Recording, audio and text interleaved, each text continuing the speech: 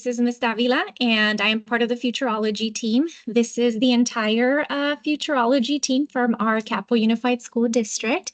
And today with me is Ms. Luna from San Juan Hills, but we are district counselors. We are able to meet with all counselors, and we are very excited to be here tonight. And so just to get the conversation started, we are interested in knowing what are some of your concerns as you are thinking of this year. So go ahead and put some stuff in the chat box in terms of what are some feelings, what are some things that you're thinking about, that you're most concerned about, that you are just, or looking forward to as well. So go ahead and share some of your ideas, some of your responses through the chat.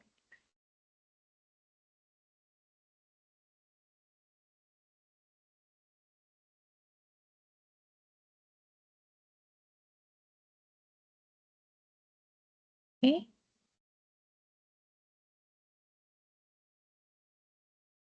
Okay, usually, so this can be a pretty exciting year, right? There's a lot of excitement happening.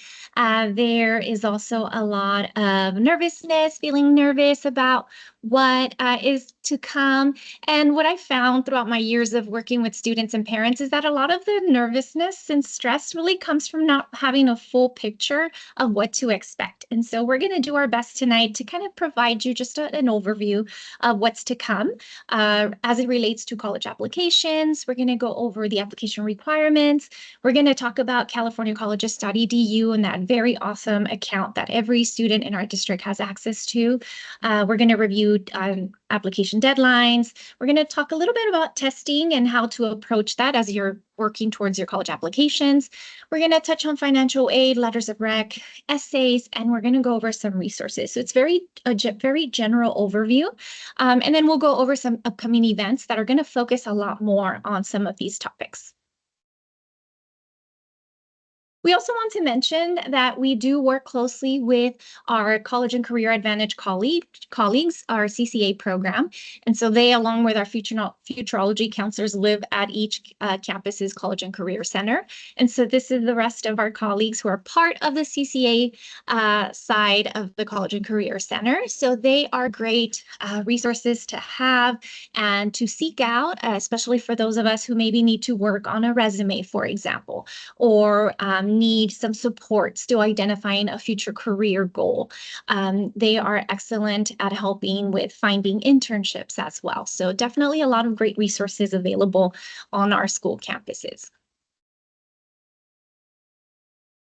Okay, so we're going to start with a general college overview. So we're going to break it down by four-year college system. And the first two that we're going to be talking about are the UC system and the Cal State systems.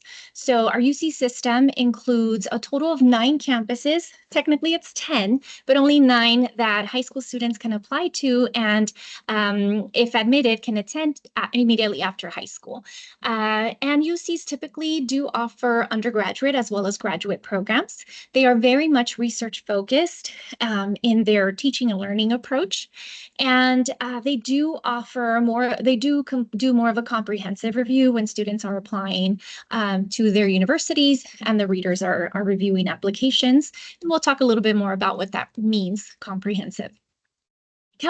Our Cal State system is a public school system, just like the UC. The Cal State system has a lot more universities as part of its system. They are four-year universities. They have a total of 23 campuses. They are a lot more throughout the state of California, so you will have a lot more options in your local area. And they do have 3 designated polytechnic campuses. We have San Luis Obispo. We also have Pomona, and then recently Humboldt, Cal State Humboldt became the 3rd polytechnic university in the state of California. And they have a wide variety of undergraduate programs. Some of them will offer some master's program, but for the most part, they offer those undergraduate programs and are very much focused on providing a knowledge and skill to students that they are able to apply immediately after graduating and in pursuing their future career goals. You can also do research. You will have access to Research University as well as part of a Cal State system, but their main mode of teaching and learning is having more of that hands-on approach and more skills-based applicable type of knowledge and skill.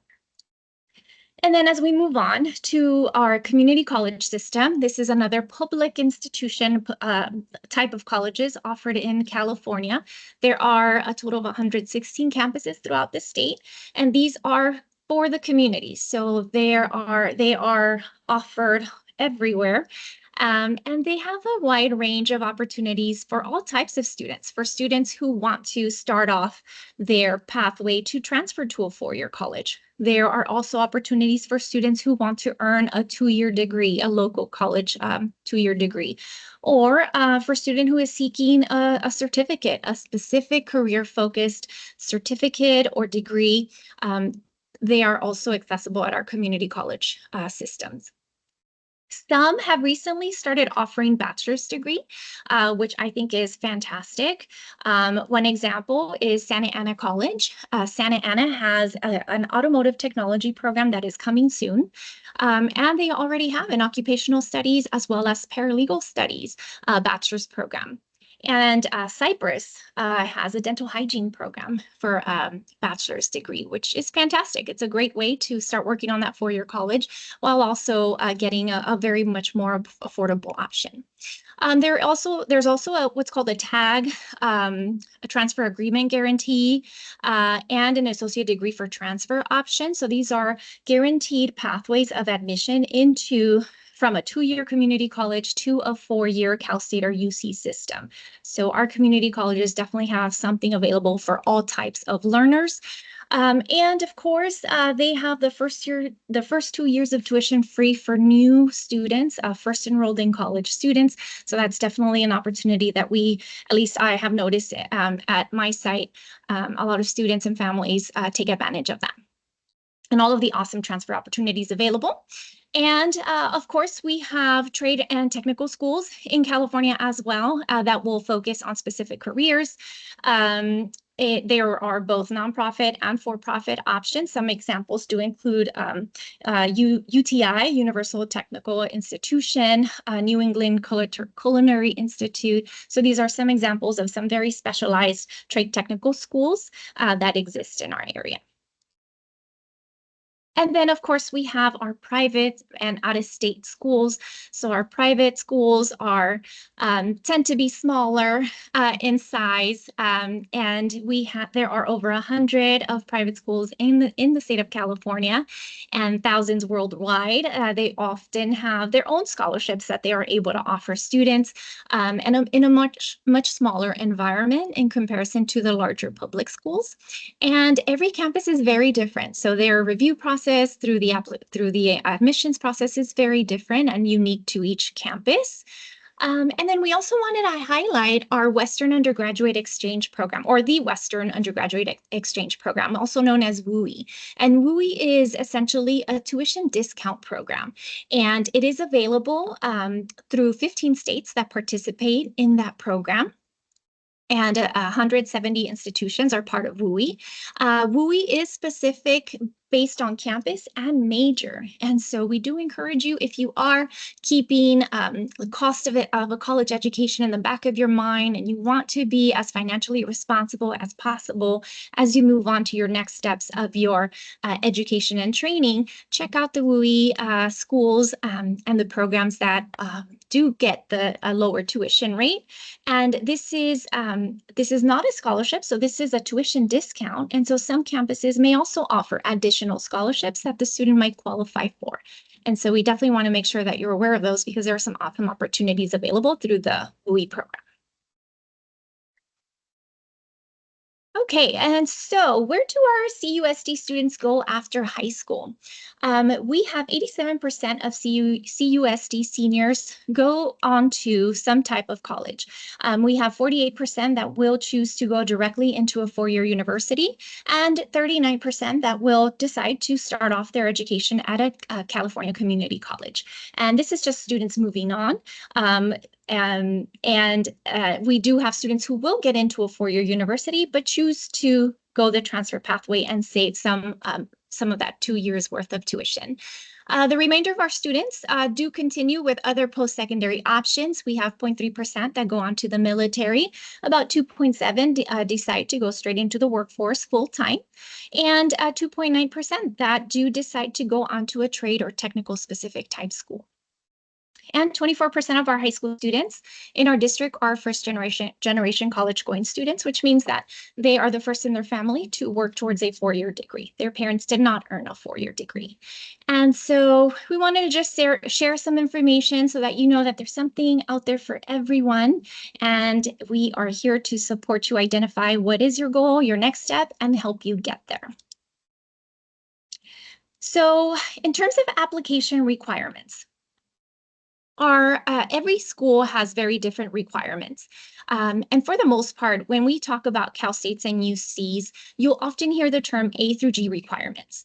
And A through G requirements are classes that students must take while in high school and pass them with a C or higher in order to be able to apply and at least meet the minimum for admissions. Oftentimes, though, especially depending on the school and the major, the student wants to make sure that they're going above and beyond these subject requirements and that they're earning the highest grades possible. And so you'll see if you really take a look, a lot of the requirements do overlap with our graduation requirements. Our students will graduate with 3 years of a history. They'll graduate with 4 years of history. 3 years of history, of math is our graduation requirement, but we always encourage students take that 4th year of math so that you are much more competitive when you're applying for college, as well as regardless of what type of school you end up going after graduation, oftentimes colleges will look at your highest level math taken in high school to determine what next level math you're going to take in college. So we always encourage students to continue on practicing their math skills rather than going an entire year without it. We do recommend 3 years of a lab science, although 2 years are the minimum.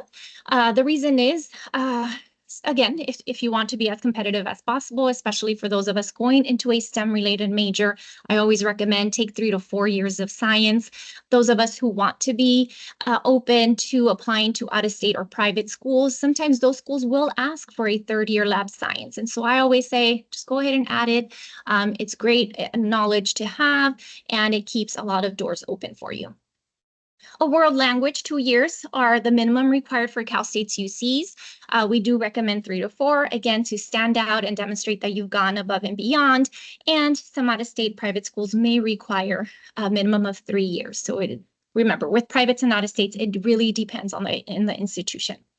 And then 1 year of a visual performing art and 1 year of a college prep elective, which anything that you've taken extra in any of these other subjects will kind of be funneled into this G college prep elective area.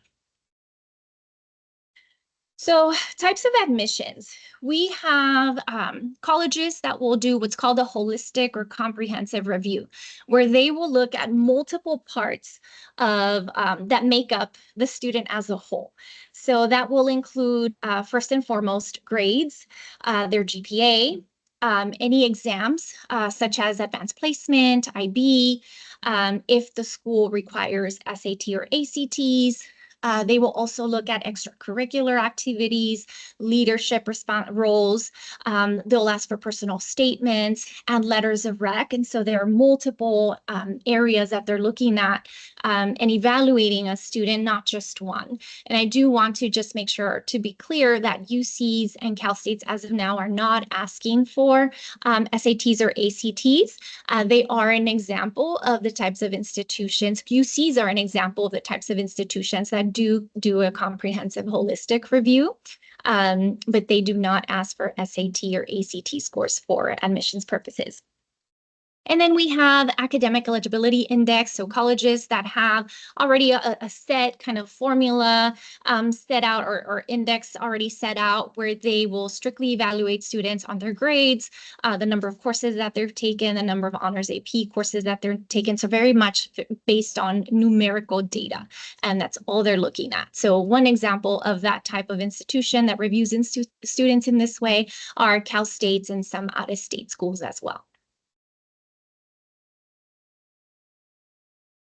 Okay, and now I'm going to hand it over to my colleague, Ms. Luna.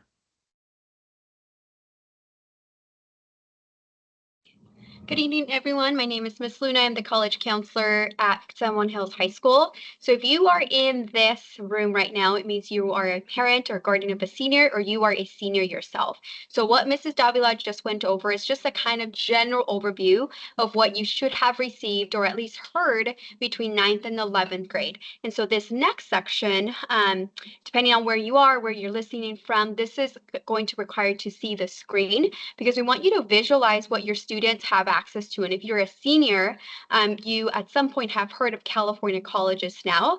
And I know the name can be misleading because that's California, but it actually encompasses all college systems, UC, Cal State, out of state, and private schools, both in California and outside of that. So your students have access to what we're going to go over. Students log on onto Clever, click on college readiness, and then they are automatically logged in. All of our students have an account. And the reason that's important, especially senior year, are a couple of reasons, or actually several reasons. One of the reasons you, as a senior, will be able to launch your college application through CCGI or actually californiacolleges.edu. So we just say CCGI for short, but you'll be able to launch your application through this app that, again, is embedded into your Chromebook. And the reason you want to do that is not only is it a tool as a college search tool, a major search, career search, all kinds of things, it also allows you to launch your application directly and be able to transfer your academic coursework into the application for the Cal State and UC application. So one thing we want to highlight is that the UC application has been open since August 1st. So if you are a senior thinking about applying to one of the 9 UCs, this is the time to start launching that application. Could be tonight, could be tomorrow night, right? Some of you already have started that process, and you have all the way until December 1st to complete it. You really can't submit until that October 1st. So this is just general timelines. For Cal State, don't need to worry about that right now, but come October 1st, again, you'll be able to log in and launch your application that will take you directly to create an account. And remember, these are different college systems, and so they require a different application, but they're all found through this California Colleges portal. And so that's actually really important for students to kind of think about, that they are separate college systems. And so it's not just one application for everything. So again, CSUs will open, or Cal States will open October 1st, and same deadline, UCs and Cal States, because they're both our public higher education systems in California, they both have the same deadline, which is that of December 1st. We recommend students, all of our college counselors and school counselors will recommend students to finish before that fall break, Thanksgiving break, just to minimize any stressors, or if something goes wrong or you're not sure something about the application, you have access to your counselors right before Thanksgiving break. Private and out-of-state colleges, it really depends. Some have early deadlines, some have really late deadlines in like January or February. So that's something you'll launch through the common application. Again, we're talking about a different portal, but again, all through CCGI. And then community colleges typically open up October 1st, and they have something called like rolling admissions. So do some private out-of-state schools. So really, when we say college application season, we start thinking about that month of October. So if you're someone who's still building your college list, this is a perfect time to do that. But come October 1st, those 2 months, October, November, are really crucial for you to start submitting the application. And then your schools will have different events and workshops and supports to help you through that. Okay, so if you're not looking at your screen, this is the time to do so. When your student logs into their CCGI account, this is what they will be able to see. For instance, we have this student as a sample called Matthew.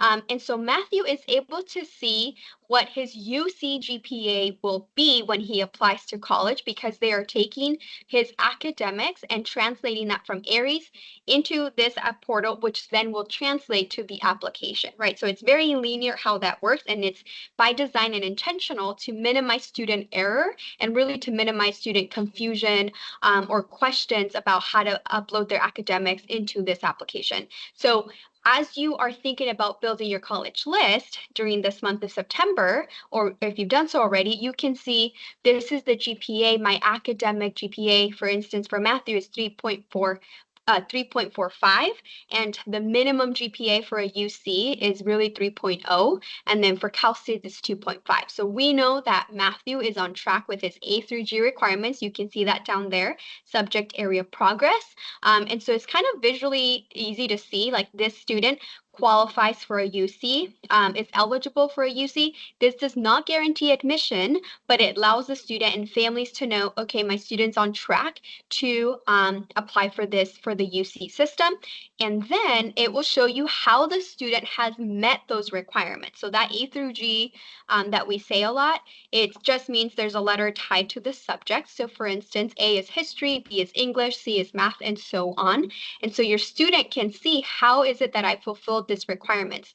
This student is, for instance, at San Juan Hills, they took world history, US history, which everyone takes. And then on top of that, they'll have an extra 0.5 credit because American government goes into that bucket of the A requirement. And then of course, to graduate high school, you need 4 years of English, and not only for high school, but also for these 4-year institutions. So this student has already graduated, so this is why it looks like this. For you seniors in the room, you won't fully have your 12th grade ready yet because you're currently enrolled in those classes, but still you'll be able to see what you're enrolled in to see what you fulfill for that requirement.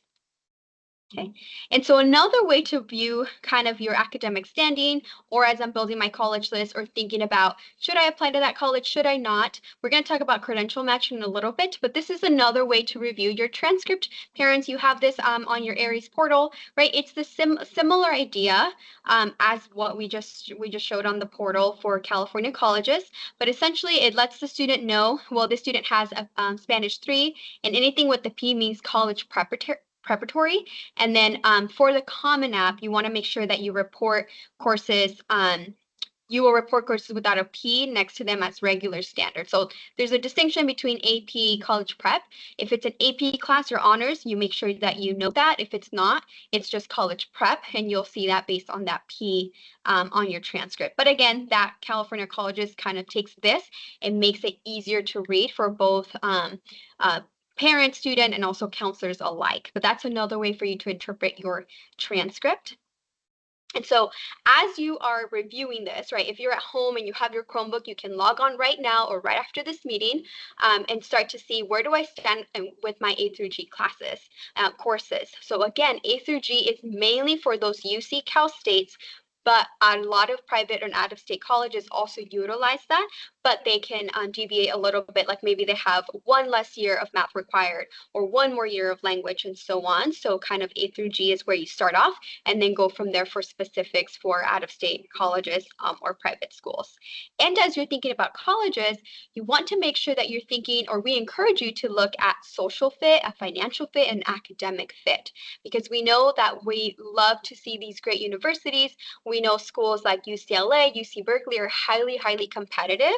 So yes, we want to strive for that and think about those reach schools, but also does it matter to me that there's going to be 500 students in my first nutrition class? Does it matter to me that my first psychology course is going to be with 600 other students because these UCs are really, really large? Or is it better that I can imagine myself in an English course with only about 20 people, and that makes a better learning environment, that staff to student ratio, right? So these are kind of the factors. We won't go over all of them, but just for you to visualize, to start thinking about, again, as you are building your list or solidifying your list, and parents, as you are discussing this with your student, these are the things we want to consider besides the kind of name of the school. Is, does it make sense for you, and is it going to be a place that you can succeed in and you see yourself, right? Because it's not just getting to college, but then actually staying there to then graduate in that timeline that you set for yourself. And sometimes financially, it just makes more sense to take a different route. Sometimes just academically, maybe right now you don't have that GPA,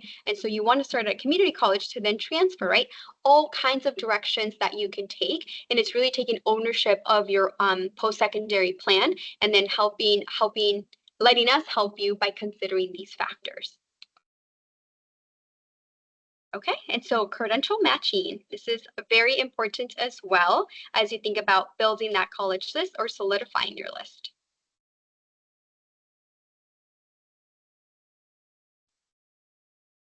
Okay. Can you hear me? Okay. Is everybody able to see? I think some of us might be having a hard time seeing the presentation, but yes, you should be able to see the slides along with our faces as we are having this conversation. If you have any questions, again, please put them in the Q&A and we are responding to them as we are getting to them. But yes, very great information that Ms. Luna just went over. And Clever and californiacolleges.edu are such great tools. I can't begin to tell you just how much time consuming I mean, how less of a time that you will be spending on those college applications if you are launching your college applications, your UC Cal State applications from your californiacolleges.edu. You will be able to automatically import your coursework, which will be a lot of help. We do recommend always double check everything, right? So make sure that everything is transferring in correctly and that you are getting the proper credit for the courses that you've taken. So when we talk about credential matching, we're kind of essentially talking about two different major things. When we're talking about the student's academic profile or just profile in general, as well as looking at the schools that the student is considering applying to and the profile of the students that have been admitted to that school. So when we're looking at all of that, we're looking at the academic credentials, the GPA, SAT scores, if the college is asking for scores, as well as where does the student fall within the ranges of the students who were admitted at that particular school in the previous year. So we're going to give an example of a likely. So we talk about likely, target, and reach schools. A likely school would be a school where the students' academic background or academic credentials are actually within the range of students who were admitted, were beyond the range of students who were previously admitted. So with this example, a student who has a 1100 SAT score, the GPA is a 3.5, and the school that they're looking at has an SAT score range of about 1080 is typically the score that students are scoring, and the acceptance rate is 70% or higher at this particular institution. When we compare the profile of the students who were admitted previously and the profile of the student who's looking at that specific school, this would be a likely school for them.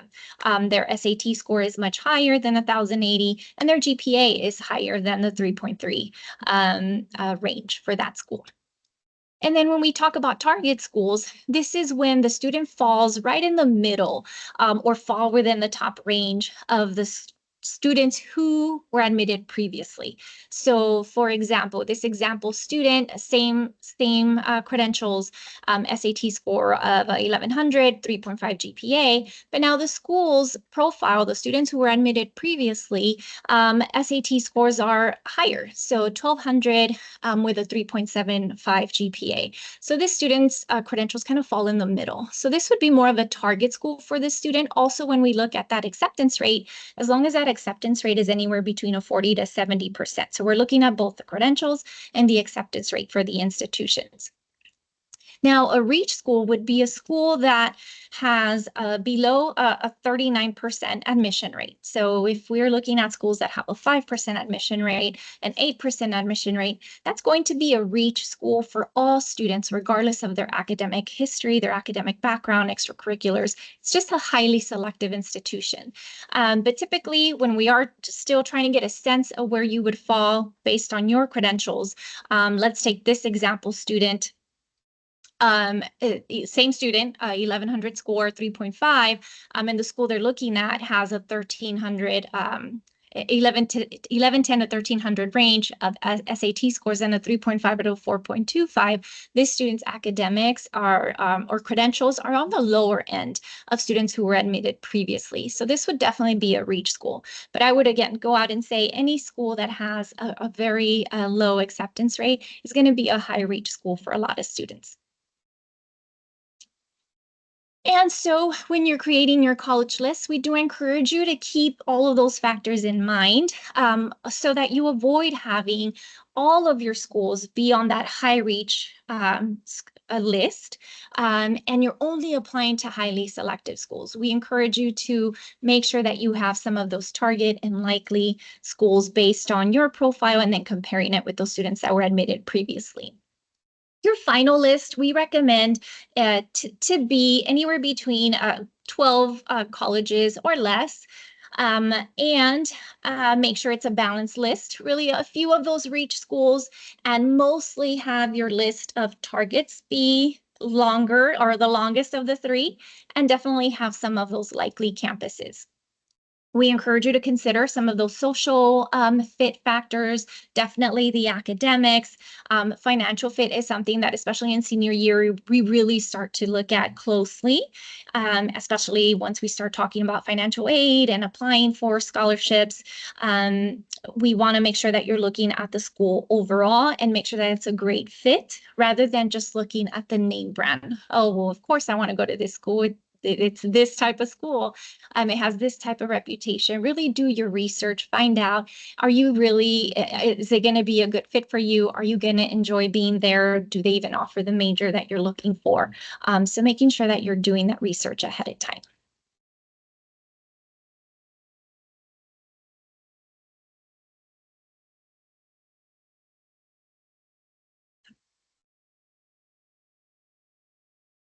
Sorry. Okay, so now when we talk about testing, so I know that was one of the questions that was on the Q&A. So do we take the SATs or not?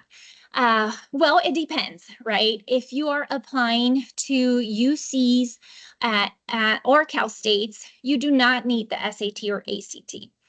So again, if you're applying to UCs, Cal States, you will not need to take the SATs or ACTs or report your SAT or ACT score. It is not part of their admission process. Now, if you're applying to a private school or an out-of-state school, it depends on the campus. Some schools are going back to requiring that you report an SAT or ACT score. Some are still making it test optional. Some of them may not require them at all. And so there is a link here that we do like to recommend that you check out or look into. It's called fairtest.org. And through that link, you are able to research the schools that you're considering to see where they stand with their testing policy for this upcoming school year. And so don't go based off of previous years on this one, because there are schools, especially the more selective schools, are going back to requiring the SAT or ACT scores as part of their application process. And so we will have campuses that have the SAT or ACT scores as an option. You have the option to report your scores if you want to, or you can withhold them. You don't have to report them. There are test blind schools that will not consider them at all for admissions purposes, and students can't even submit it. And there will be schools that will require them. It just depends on what campus you're looking at.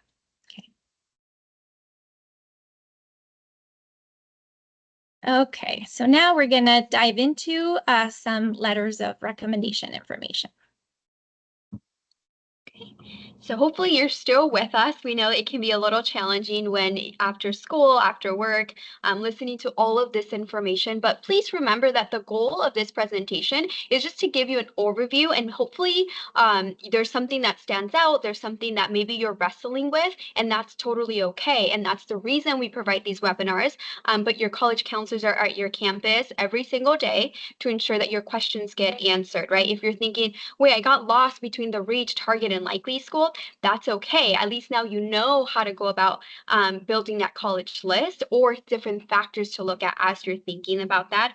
Or where do I look? Like, for instance, the testing policy, we know that University of Tennessee, Knoxville, we can tell you they still have a SAT requirement, right? And remember, seniors, you have until December, so you still have a couple of several months to be able to take the SAT. If you find that your college requires the SAT score, you still have time, and they will accept the latest test they will accept is in December. So nothing to worry about right now, and that's what we want to do this early to just give you the information and still give you time to plan around that. For letters of recommendation, It's very, very important. If you're a student, you probably have asked your teachers by now, or you're starting to ask your school counselors to write letters of recommendation. They are a crucial part of the college admission review. And please, please remember that this is only for colleges that you apply through the Common App, which would be your private schools and out-of-state colleges. It is not required for letters of recommendation. So if you are a senior and you know you are only applying to UCs, Cal States, and a community college, you do not need to ask for any letters of recommendation for the college application piece. Maybe you want to for maybe a scholarship, but just for the college application process, it is not required unless a UC will request it, which happens very, very rarely.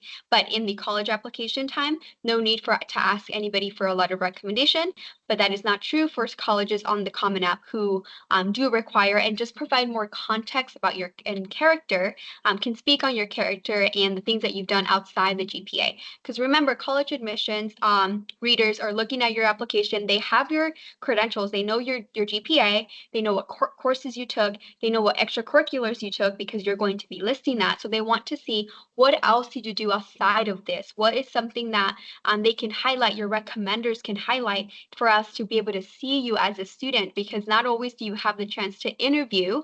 Some colleges do go through the interview process, right? Very few do though. So that is why the letter of recommendation can play a pretty important role along with college essays. And so please remember, as you are thinking about asking your counselors, your teachers for a letter of recommendation, please, please be sure to check with your guidance department, because they all have a process. All of our high schools have a process for requesting a letter of recommendation. It's not just by email, right? So, oh, Miss Luna, I need a letter of recommendation. It doesn't work that way. So typically they have a Google form, and it's under the guidance tab typically. And then when you are asking your teacher, you want to make sure you have and so parents, maybe you can help us, college counselors, to help your students know how to ask for letters of recommendation for your teachers.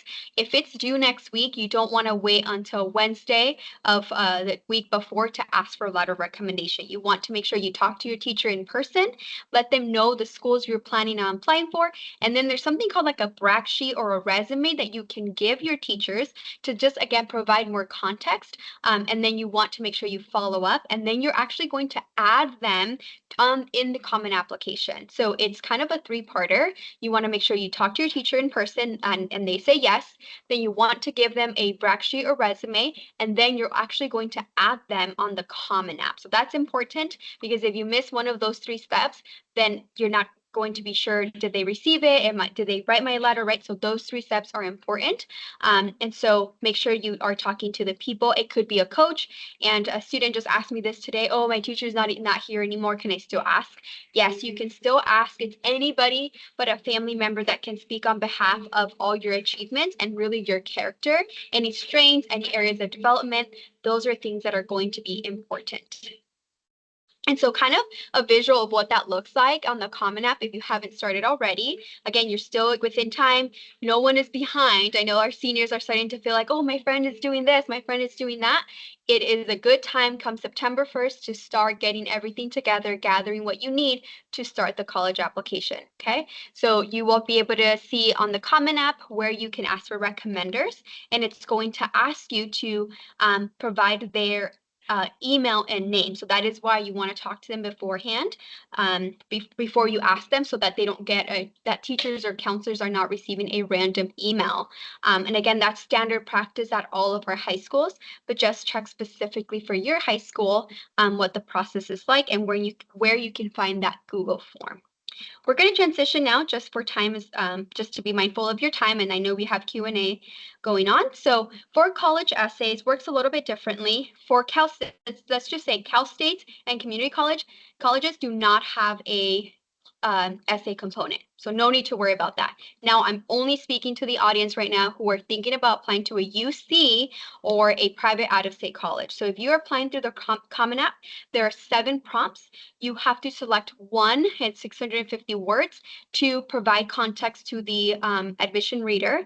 And it does not matter which question you select. Some students come into our office saying, I think I should speak on leadership instead of this. It does not matter to the admission readers. Time after time, they tell us, just select the question that makes more sense to the student and can provide more context to the reader. So seven to choose from. You only need to reply to one. For the Common App essay, and this is where it gets a little bit tricky, then on top of that, each school will have their own supplemental essay, but not all schools do. So let me rephrase that again, or say that again. If you're applying on the Common App, you must do one essay on the Common App, right, on the dashboard. And then per college, let's say you added USC on there and you added UMich on there. So you did your Common App essay. Now these two schools will have their own supplemental essay. And if they have one, you will be able to see that on the Common App. Okay. If you are applying to the UC, again, different college system, there are 8 personal insight questions, or PIQs for short, that you only need to respond to 4 of them. And similar like the Common App, it does not matter which one you reply to or respond to. They're a lot shorter. It's really just concise, tell me what you did, and provide context to the reader, because they don't get to interview you.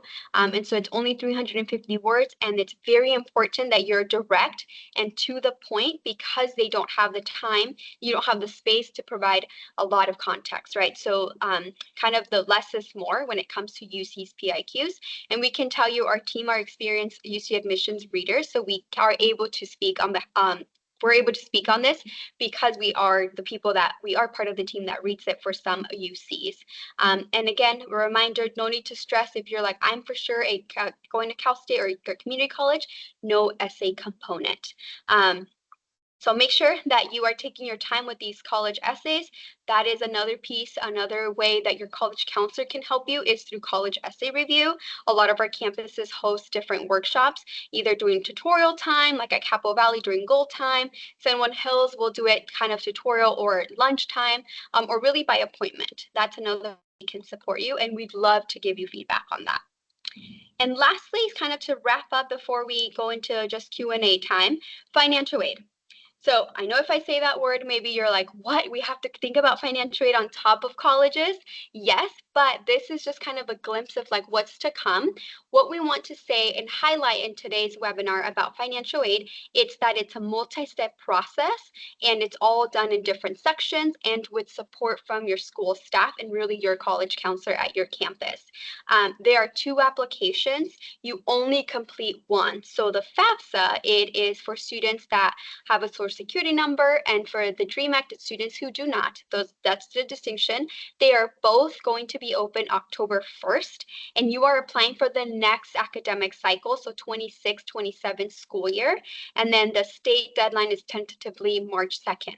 So I'm just going to say that, kind of put it in the back of your heads. No financial aid is coming. We hope that you first focus September, October, focus on your college applications, and then we can move on to financial aid, because that's a whole different section.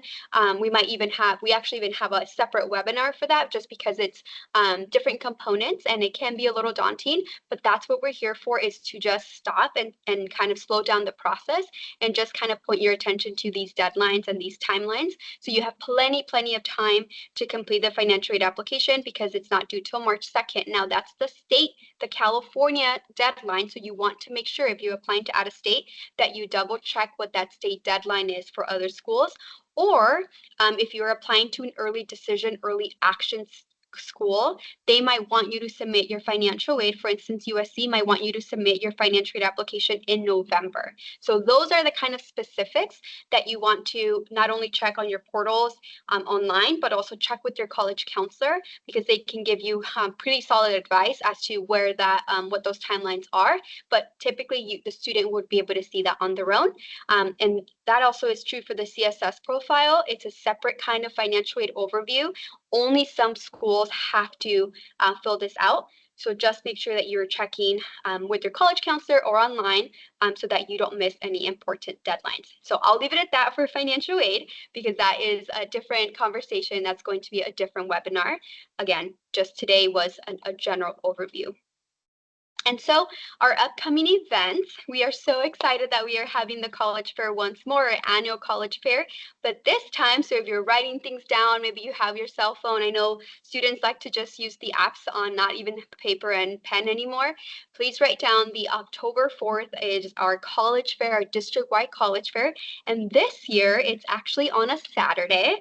And so we're hopeful that because it's on the weekend, maybe that opens up more time for maybe families that are doing different things after school.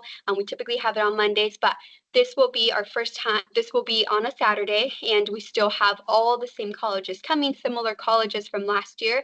And most importantly, we're going to have breakout sessions. And so those breakout sessions will be announced shortly, but we know that there's going to be a UC panel and a WUI. So we talked about WUI, which is that funky word, Western Undergraduate Exchange Program. So keep an eye out for the breakout sessions.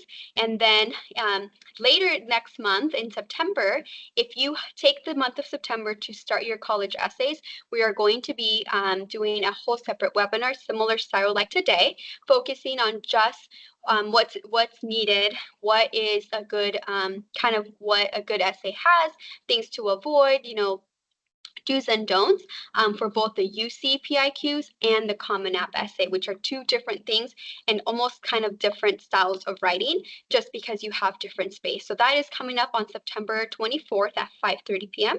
And again, just like you signed up for today, you would sign up for those webinars to come to ensure that you get the latest information. Okay, and after that, like I mentioned, we are having a financial aid webinar, but that is not until December. So just kind of take that in the back of your mind and know that it's there. But then we will have a community college panel. This is crucial because as students are applying to 4 years, sometimes that 4-year path or plan changes for various reasons. So we just wanted to highlight the benefits of community colleges and know about more of their career technical education and really that transfer pathway. And there's so many ifs and things around that. So don't miss out on that come November. So all of this is on our Futureology website as well as in your college and career centers. And on your campus, right, all of you have a college counselor, dedicated college counselor at your campus. We are there to support you through one-on-one support, tutorial workshops, just school-wide events. This would be one like a school-wide event, some parent nights, maybe in the spring, more so in the spring, essay appointments, and then again, financial aid. So anything encompassing your post-secondary plan, we want to help you. Let us help you, right? We don't want you to figure this out on your own. We don't want you to have all of these questions unanswered and then weeks and weeks go by. That's what we're there for. So please come find us, email us so that we can support you during your senior year because it is a little rough and there's a lot of kind of things up in the air we're not sure about. And at least the piece that we can do is provide more guidance and hopefully just reassurance as well that it will be okay. We did this with the class of 25. We did this with the class of 24, and we'll do it again with the class of 26. So with that, reminder, our YouTube, everything's on our YouTube. With that, let's go to our Q&A. And so for the last 8 minutes, we want to make sure that we get to your questions. So I'm going to stop sharing the screen.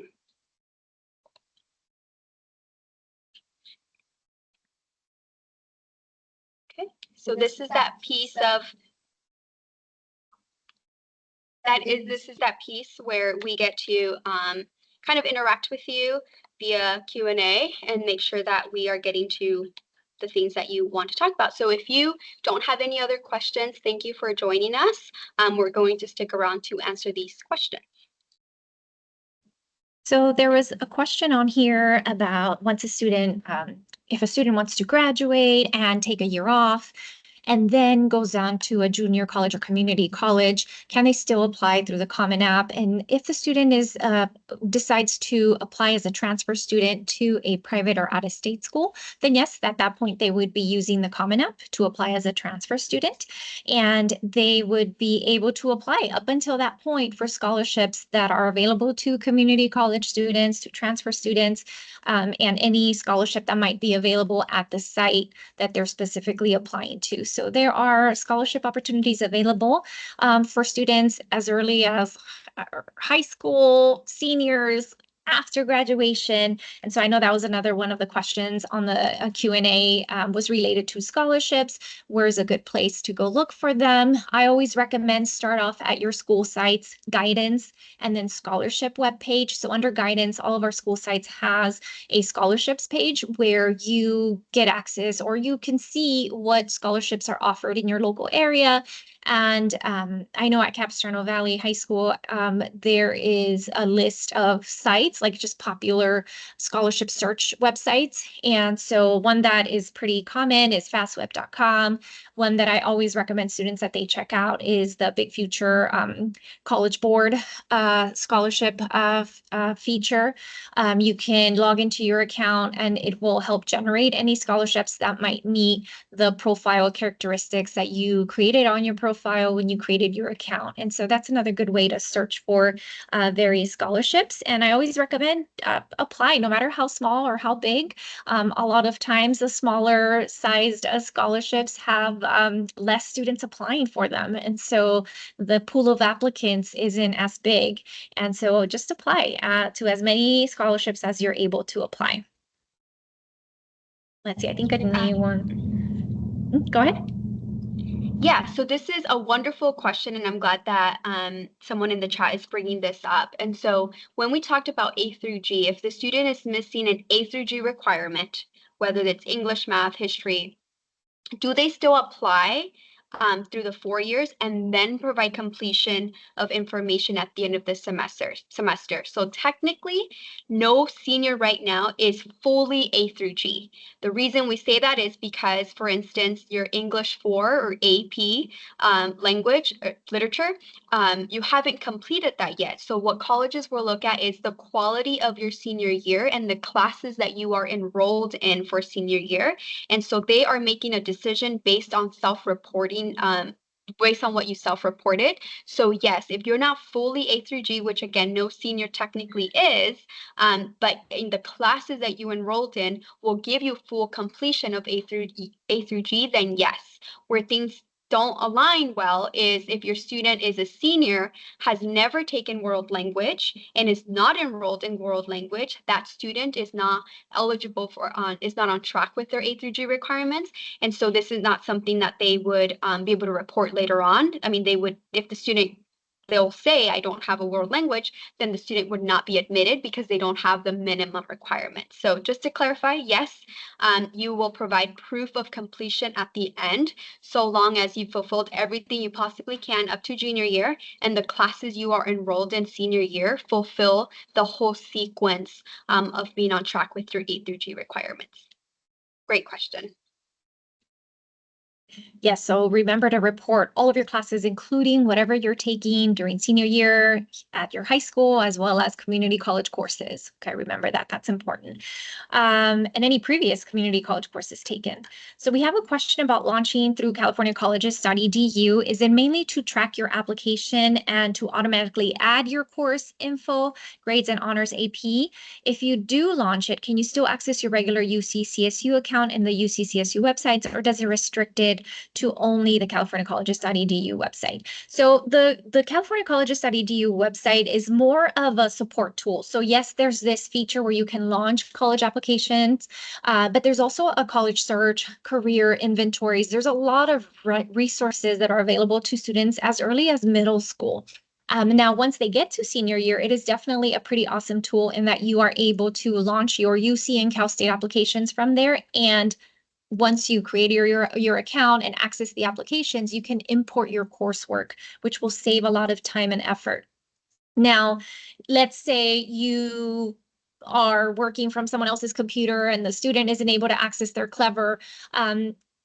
They can still be able to access their Cal State and UC application directly through their UC and Cal State websites. It would be the same. So even though you launch from Clever and then your California College of Study.du account, and then you launch your Cal State or UC application, you still need to create an account for the Cal State application or the UC application.